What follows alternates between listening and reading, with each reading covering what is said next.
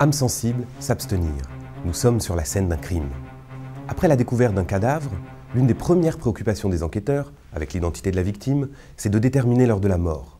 Pour cela, la médecine légale dispose de plusieurs indicateurs, comme la température du corps, sa rigidité ou sa couleur. Mais ces techniques ne donnent des informations que dans les premières heures qui suivent le décès. Après, le corps est dévoré par les vers. Et c'est là qu'entrent en scène les entomologistes médico-légaux. Leur spécialité ? Ce sont les insectes, ceux qui colonisent le corps des morts pour s'en nourrir ou y pondre des œufs.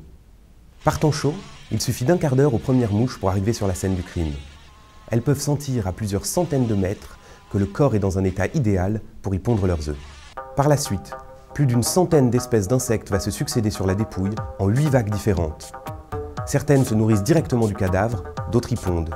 Puis des coléoptères vont pondre à leur tour dans des asticots et ainsi de suite.